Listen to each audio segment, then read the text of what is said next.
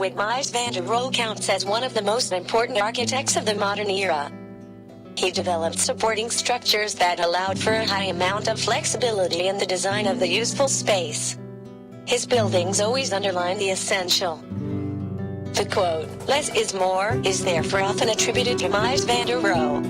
Mies designed Barcelona Pavilion for the Barcelona International Exposition of 1929. It was used to cleanse the Germans' image in World War I to clarity, simplicity and honesty. After the exposition, the pavilion was disassembled in 1930. 3 decades later, Ariel Bohigas contacted Mies to propose the rebuilding of the pavilion, and it was completed in the year 1986. The main concept that Mies van der Rohe implied in the design of Barcelona Pavilion is less is more. 2 important basic principles that was implemented in the pavilion is with the constructive principle of the so-called free facade. The interior of the pavilion consists of offset wall places that work with the low roof plane to encourage movement. The walls are not there as bare structural support but rather spatial dividers and directors of the space. Large transparent windows draw the continuous outer boundary, thus declaring transparency, the idea of freedom and progress that reflect the German Republic was seeking at the time. As Ludwig Mies van der Rohe called his buildings skin and bones architecture, like many of his post-World War I contemporaries, his clean and simple buildings made use of modern materials such as industrial steel and plate glass to define interior spaces. Another unique feature of this building are the exotic materials Mies chose to use. 4 kind slabs of high-grade stone materials, Roman travertine, green alpine marble, ancient green marble from Greece and golden onyx from the Atlas Mountains, as well as translucent glass, perform as both structural and spatial dividers. Apart from that, the interior of the Barcelona Pavilion is juxtaposed to 2 reflecting pools.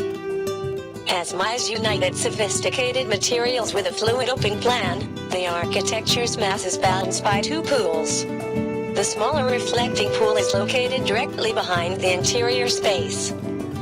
It's built to allow for light to filter through the interior volume and illuminate the marble and travertine pavers. The excess of daylight is controlled by the high walls around the pool. For the larger, shallow reflecting pool complements the volume as it stretches across the rest of the plinth. Its elegance and sleek lines establish a place of solitude and reflection. One of the most important aspects of the pavilion is the roof. The low profile of the cover appears in elevation as a plane floating above the interior volume. The appearance of floating gives the volume a sense of weightlessness that fluctuates between the housing and the cover. The roof plates, relatively small, are supported by the chrome-clad, cruciform columns. This gives the impression of a hovering roof. The reflective columns appear to be struggling to hold the floating roof plane down, not to be bearing its weight.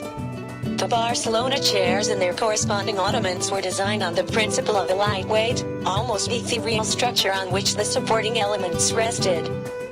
One of the primary causes of the sense of lightness was the absence of a connecting rod linking the 2 cross pieces forming the arms, the vertical support of the structure of both chair and ottoman. The George Kolb sculpture is located at one end of the small pond, at a point where not only reflected in water but also in marble and crystals, giving the feeling that is multiplied in space and contrasting curved lines with geometric purity the building.